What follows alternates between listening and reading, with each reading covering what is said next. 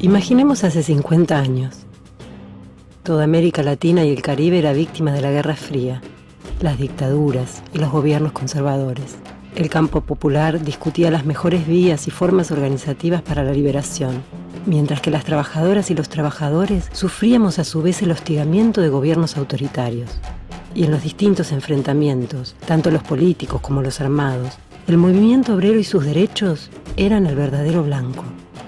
Pero en ese difícil contexto, había dirigentes sindicales que se animaban a más, sin importar las circunstancias ni el lugar.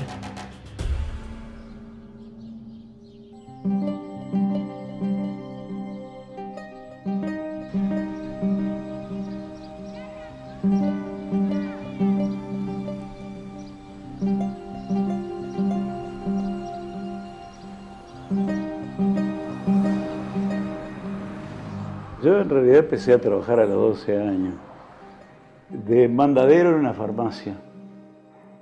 Trabajé en un bazar, trabajé en distintos lados, siempre muy chiquitín, en una fábrica que hacía tacos de zapatos para mujer, que existe la fábrica, Carlín, mi hermana. Me fui de mi casa porque tenía problemas con mi padre.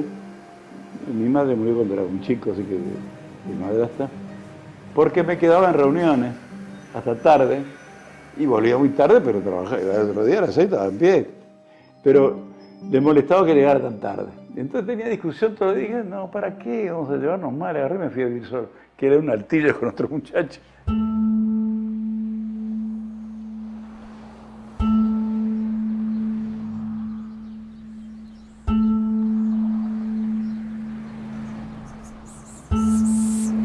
Yo empecé a trabajar muy joven, a los 14 años, porque bueno, tuve la desgracia de perder a mi padre cuando yo tenía 3 años. En esa época no había ni jubilación ni pensión. Entonces, bueno, un hogar que mi madre tuvo que sobrellevar la vida con hijos chicos, y entonces, bueno, ayudábamos. Yo a los 14 años empecé a trabajar como ayudante en una cooperativa de construcciones. Y a los 16 años entré en Cristalería Rigoló, donde empieza mi militancia sindical. Edificios, máquinas, transportes en imponente conjunto hablan del tamaño de este centro fabril, a cuyo influjo resurgió activa y próspera población, Berazategui. Una gran fábrica del vidrio, en esa época 3.300 trabajadores. Fui delegado de mi sector y bueno, ocupé diversos cargos en la seccional Quilmes Berazategui, que es donde está ubicada esta empresa, y después también en el orden nacional. Yo trabajaba con un torno automático para hacer los tacos zapatos. Y una parienta dice, ¡ay, un tornero ganando tan poco! Que venga acá que se va a pagar. Pero la empresa era un tornero de veras. Y yo, guacho, era un torno automático. No, es otra cosa, bueno. Pero ahí ganaba, esa época, $1.20 por día, que alcanzaba para comer en los comedores públicos. No daba para más. Los fines de semana que estaban cerrados,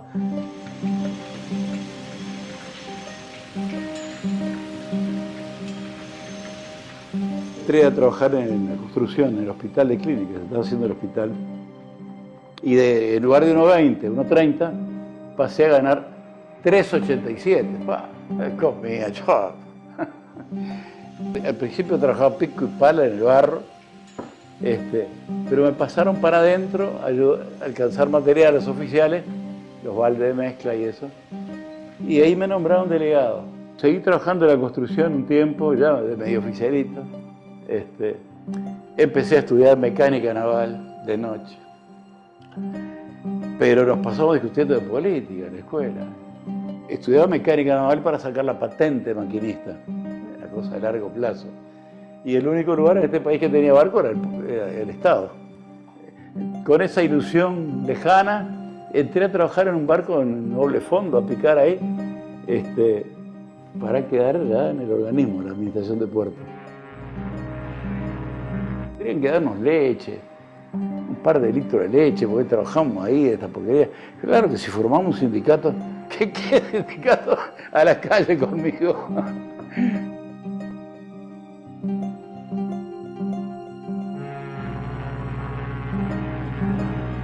Me voy del vidrio en el año 63, un gran amigo mío, Carlos Aullero, que fue diputado provincial, me pide si colaboraba con él en materia social en La Plata, donde era diputado y presidente de bloque. Pues yo voy como asesor laboral para las cuestiones sindicales.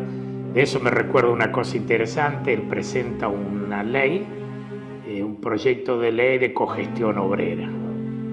Realmente el proyecto era muy interesante, inspirado en experiencias de países europeos, sobre todo Alemania, donde los trabajadores participaban en la cogestión de la empresa. En ese momento me afilio a UPC, la Unión de Personal Civil de la Nación, que es la que tenía mayor representatividad en el área de la legislatura de la provincia de Buenos Aires. Al poco tiempo entré en el hospital, el doctor José Borda, el Hospital de Neuropsiquiátricos, en realidad trabajando en el Instituto Nacional de Salud Mental, que era el instituto que coordinaba todos los hospitales psiquiátricos de la Argentina. Pero mi lugar de trabajo era el Hospital Borda, un enorme hospital neuropsiquiátrico de varones, que enfrente tenía el Hospital Braulio Moyano de mujeres, y al costado el Infanto Juvenil para niños y jóvenes.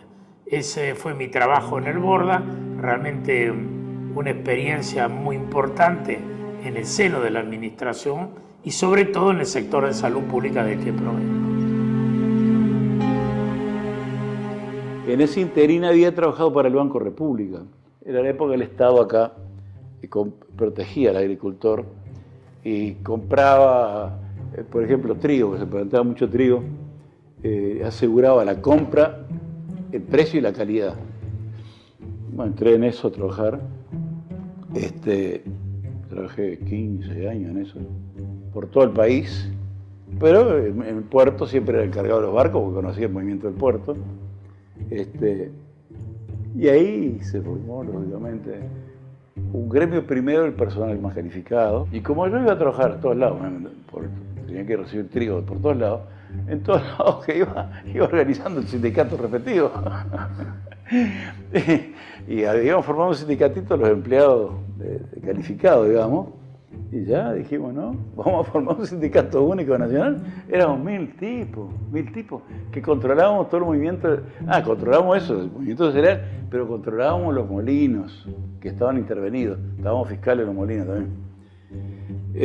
Bueno, ahí también me quisieron echar por organizar a gente, que no era trabajo, más ganas. Y cuando terminó eso nos pasaron al Ministerio de Ganadería, donde tuve 30 años, Ministerio de Ganadería, Agricultura y Pesca.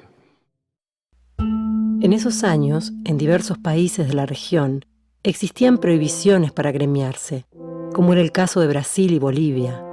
Y en otros, como en Colombia y Ecuador, se imponía la limitación a asociarse, dejando a los obreros sin la posibilidad de formalizar en un sindicato o en una federación.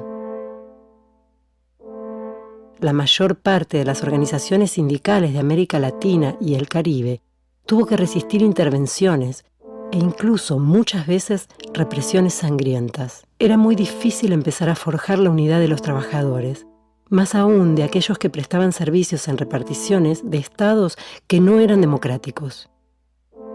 Pero hubo en medio de ese contexto jóvenes dirigentes que se animaron a imaginar una confederación latinoamericana y del Caribe de trabajadores estatales. Debo decir que el sindicalismo mayoritariamente peronista en su momento, era la época de Perón, tuvo una idea clara de lo que era la importancia de Latinoamérica. Vibrante acto de reconocimiento al general Perón por las mejoras otorgadas a los empleados públicos, la adhesión del personal de todos los organismos del Estado y la concurrencia de numerosas delegaciones de otros gremios, se lleva a cabo la entusiasta concentración.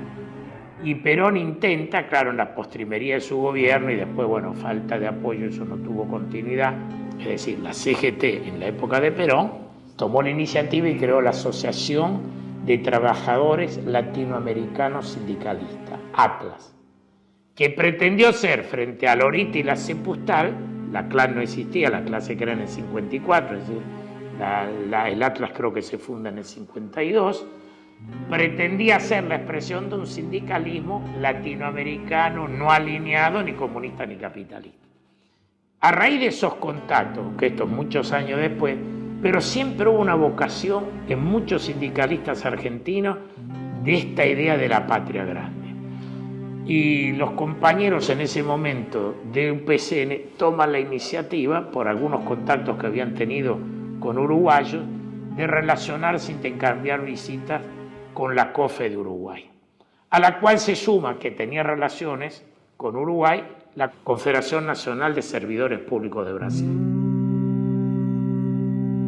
En 1964, en la ciudad de Montevideo, la Confederación de Funcionarios Estatales de Uruguay, COFE, convocó a sus pares de la Argentina y Chile para impulsar un encuentro entre los sindicatos de Latinoamérica y el Caribe. Recién en 1965, una delegación argentina encabezada por Amancio Pafundi, secretario gremial de UPCN, junto al dirigente Carlos Custer, visitó la Agrupación Nacional de Empleados Fiscales de Chile, ANEF, presidida en ese entonces por Tucapel Jiménez Alfaro, dirigente que luego fuera asesinado por la dictadura de Augusto Pinochet.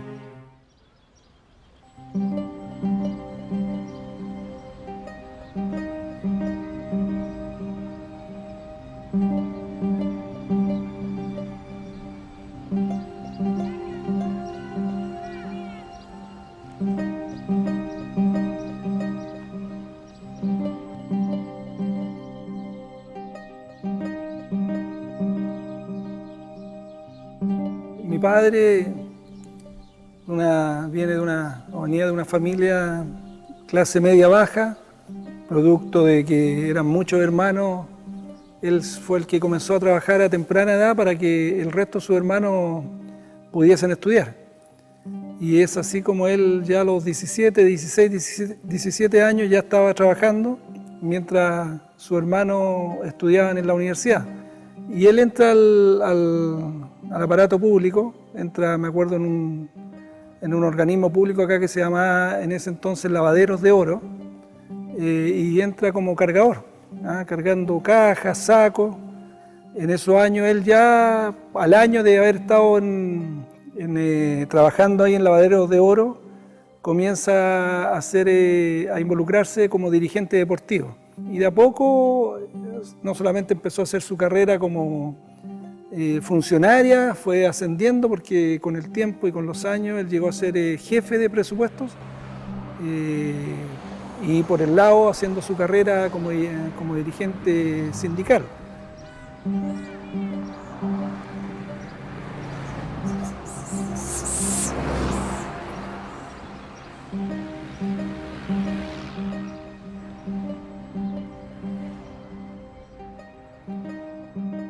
Pero en la ANEF debe haber estado 40 años en la Agrupación Nacional de Empleados Fiscales.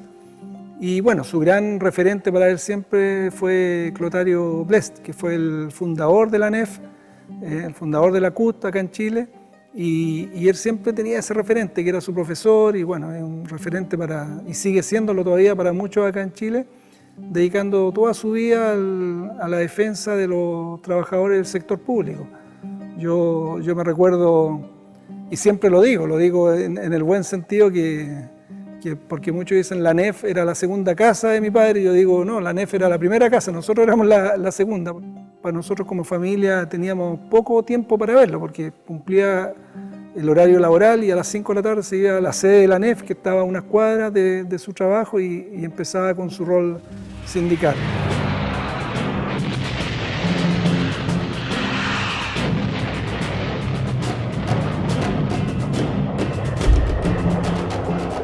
Llega el golpe de Estado en Chile, ¿no es cierto?, donde todos los actores políticos, muchos asesinados, muchos relegados, muchos presos, muchos exiliados. Por lo tanto, los que comenzaron a jugar un rol activo en Chile por la recuperación de la democracia y la defensa de los trabajadores y la libertad de este país fueron los dirigentes sindicales, los dirigentes sociales y sindicales. A comienzos de la década de los 80, Tucapel era ya un decidido opositor al gobierno militar y a sus orientaciones laborales. En medio de un clima con partidos políticos atomizados y organizaciones sindicales desmembradas, según muchos, este era el único hombre capaz de unir a las distintas corrientes de los trabajadores. En este encuentro con las mujeres, poco antes de su muerte, Tucapel pronunció un encendido discurso en el que llamó a la unidad y a endurecer posiciones frente al gobierno.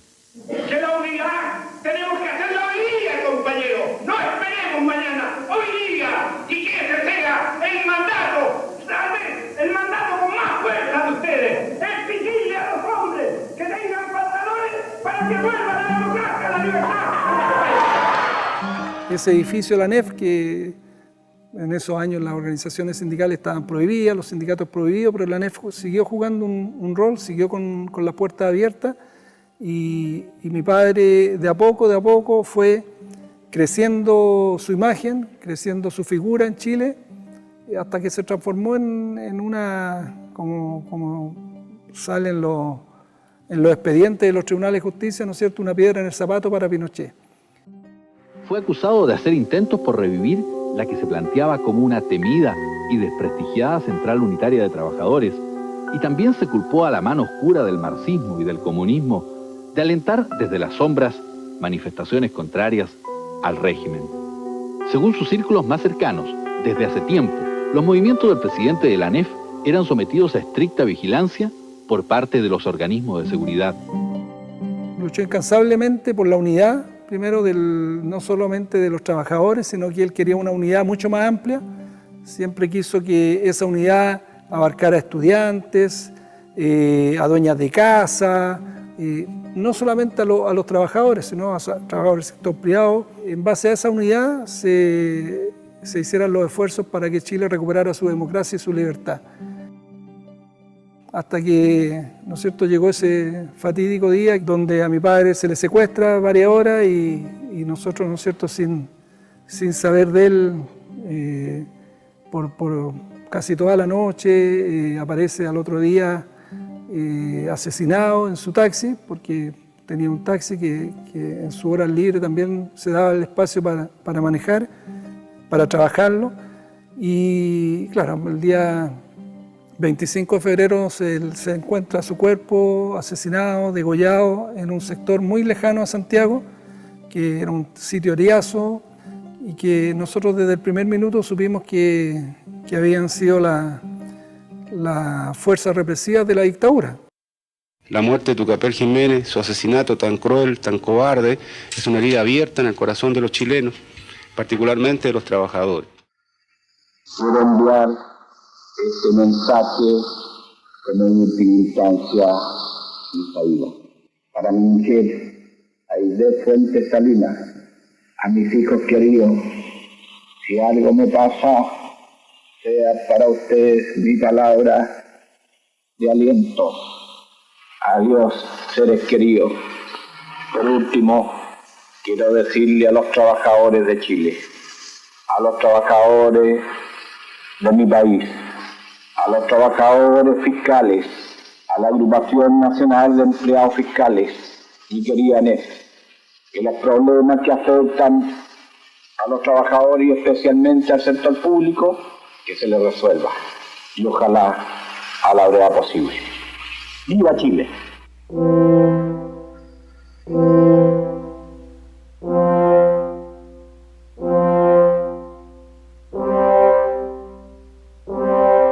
Mi padre, yo creo que si hay una palabra que lo caracteriza, es la palabra unidad. Él siempre buscó la unidad, cosa que hasta el día de hoy cuesta mucho entender, que es una frase tan corta, pero una palabra tan corta, pero que cuesta entender, que la unidad hace la fuerza, y hizo todos los esfuerzos posibles para que diferentes personas, diferentes dirigentes de distintas ideologías pudiesen juntarse, unirse para tener un objetivo común que, repito, era la recuperación de la democracia y la libertad para este país.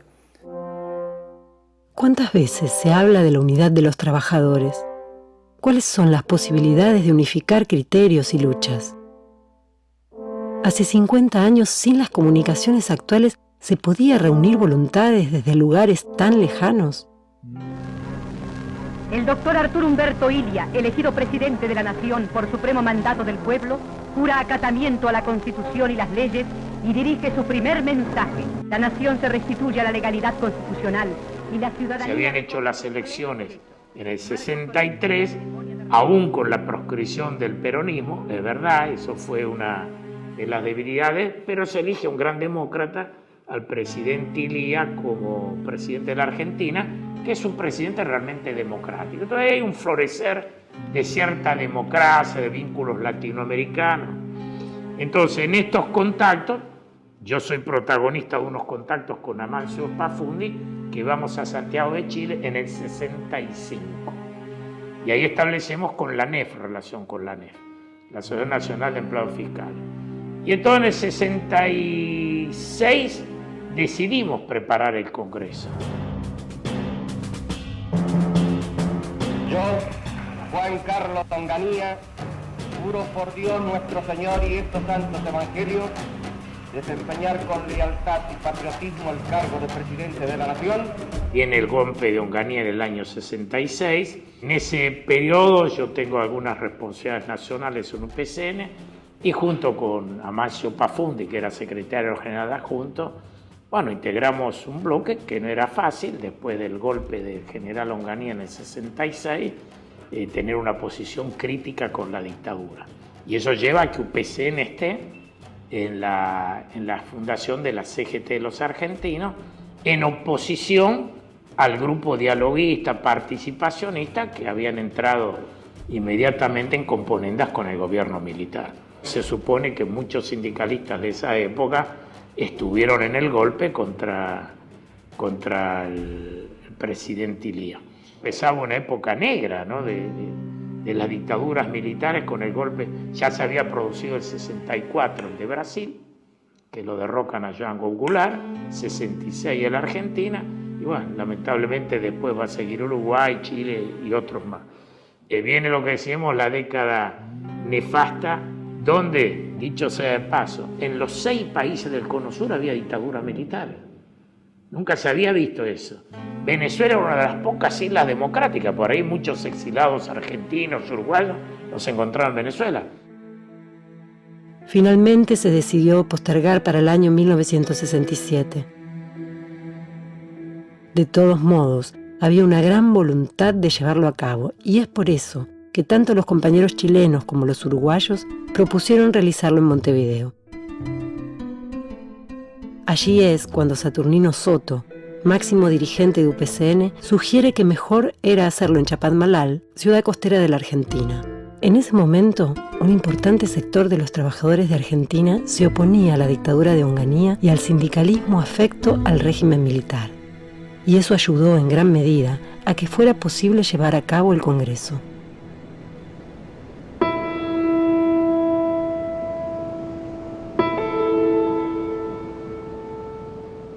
Y nos vamos a una colonia de Chapadmalal que no sé quién conseguía de una manera muy económica. Y vamos, no me voy a olvidar, ustedes no se van a acordar ahora, habían unos micros grises que llamaban de freno de aire. Los micros urbanos, los que andaban por la ciudad, que era una suerte de tranvía, nada más que eran micros, largos pero micros. En esos micros nos vamos con todas las delegaciones internacionales, 2 de esos micros, de transporte urbano a Mar del Plata, que viajamos toda una noche, porque tampoco había autopista, con mucha austeridad. Tampoco los gremios tenían en ese momento muchas facilidades y recursos económicos, sin mucha prensa para afuera. Fue, no digo un congreso clandestino, pero casi.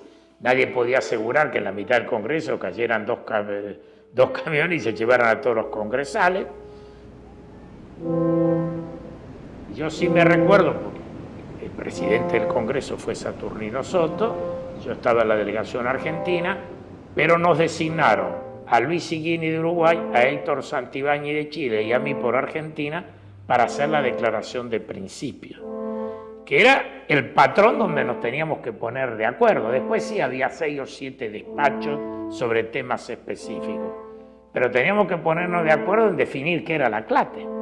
Cada cosa fue conversada, es decir, que coincidíamos. Gusta el católico, pero un católico progresista, bueno, sindicalista. Y yo, claro, bolche. Pero históricamente era lo correcto.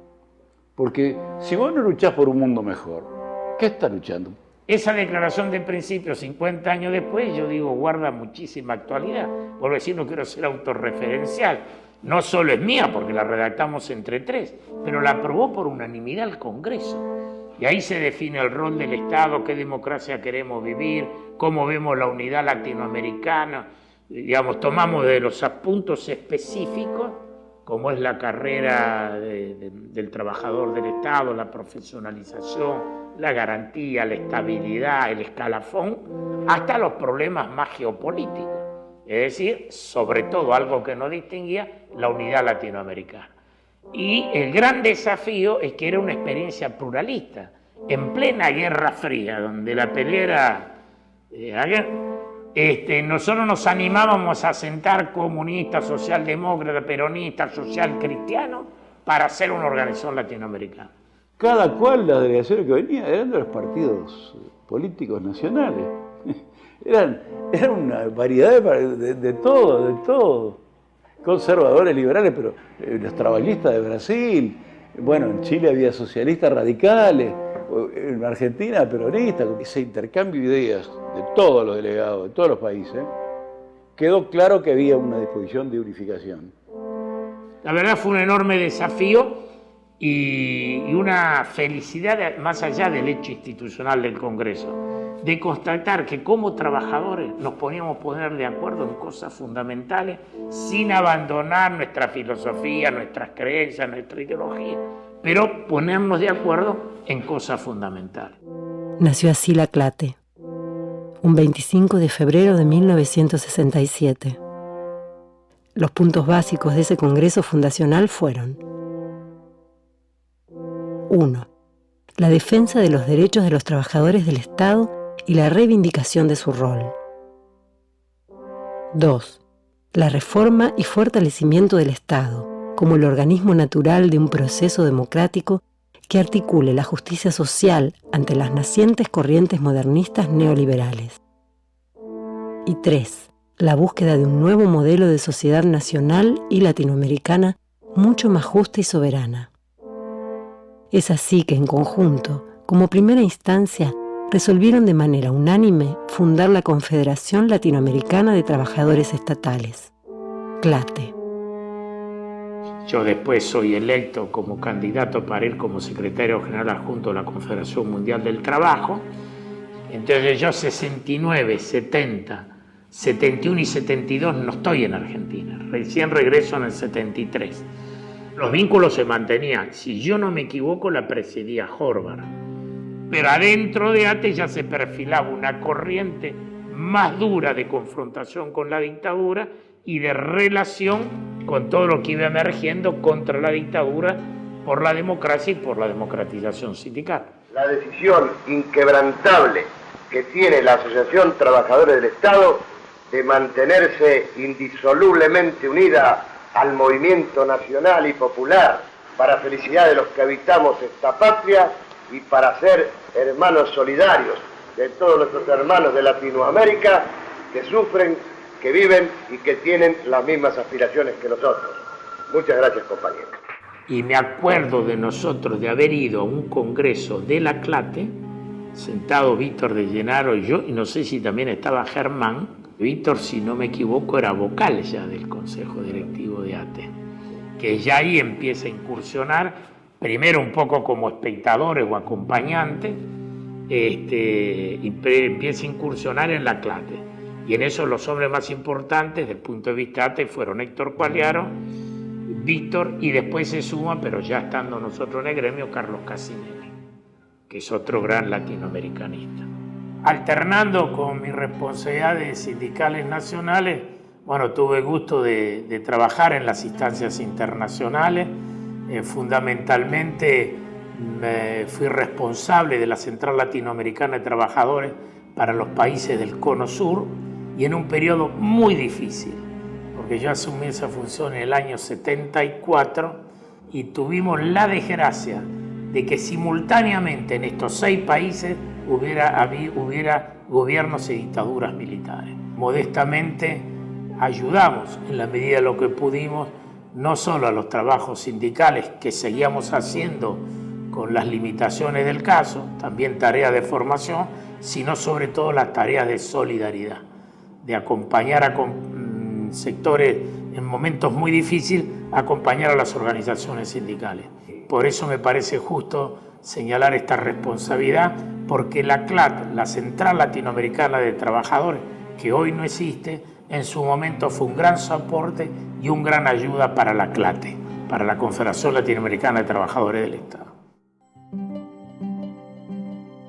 En una oportunidad el Comité Ejecutivo de la CLATE se reunió como se ha reunido en todas las ciudades de América, en casi todas, por todos lados. Yo recuerdo el segundo congreso de la CLATE se hizo en Chile, en San Antonio, Puerto San Antonio. Después nos han reunido por todos lados.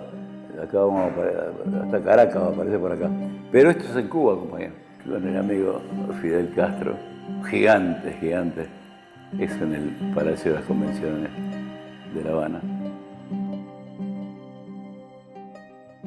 En esta foto, el presidente Raúl Alfonsín, un gran presidente de Argentina, está saludando a nuestro amigo Luis Seguini, representante de la COFE y en ese momento vicepresidente de la CLATE, en ocasión de una reunión del Comité Ejecutivo de la CLATE, en la cual fuimos recibidos por el presidente de la República. Esta es una visita, una entrevista que teníamos con el presidente Alfonsín, donde se ve los compañeros de Uruguay, que está también Carlitos Custer, lo cual la transforma en una foto realmente histórica. Bueno, en esta foto tenemos la mesa directiva que presidió el primer congreso de la CLATE en Chapadmalal en febrero de 1967. Bueno, ubico acá a Saturnino Soto, secretario general de UPCN, acompañado de Néstor Sarabia, de los trabajadores del Ministerio de Obras Públicas de Argentina, a nuestro querido amigo y compañero Luis Seguini, de la COFE, de la Confederación de Funcionarios al Servicio del Estado de Uruguay, el compañero Bisneir Mayani, presidente de la Confederación de Servidores Públicos del Brasil, y el compañero Héctor Santibáñez, representante de la ANEF, la Asociación Nacional de Empleados Fiscales de Chile, y en alguna medida también representante personal de su presidente, el compañero recordado Tucapel Jiménez Alfaro, que era realmente el presidente de la ANEF. Vemos acá compañeros de Paraguay, de Perú y de Argentina, pero era la mesa realmente que dirigió el Congreso.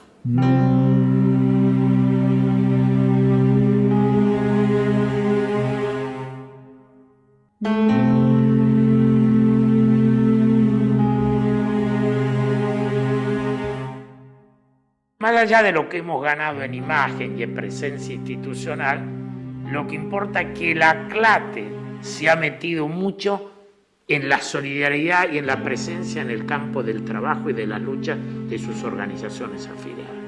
Y más que decirlo yo, que bueno, soy un poco un referente antiguo, importa escuchar cómo los dirigentes de las organizaciones nacionales revalorizan hoy la CLATE. La lucha por el peso es permanente. Tenés que estar, para eso tiene que estar permanente. Pero tenés que siempre buscar objetivos más lejanos. Y en eso es valioso lo de la CLATE como una experiencia unitaria que demostraba cómo los trabajadores, en este caso específico, lo del Estado, pero podíamos ampliarlo, cómo los trabajadores se podían poner de acuerdo en algo que sí nos tenía en común. Había que transformar la sociedad y creíamos en la unidad, la integración y la solidaridad latinoamericana. Porque, como decía Perón, y ahora lo repite el Papa Francisco, la patria grande es la patria grande latinoamericana. Entonces, creo que esto es un distintivo de la CLATE, y no solo que lo dice, que lo está haciendo. Desde entonces, la CLATE recupera las mejores influencias entre las luchas que han llevado nuestros pueblos, y en muestra de ello, establece para los trabajadores estatales de la región objetivos comunes y permanentes, con una firme actitud revolucionaria frente al capitalismo y una clara visión antiimperialista orientada a alcanzar la liberación nacional y social, en pos de la construcción de una patria grande al sur del Río Bravo.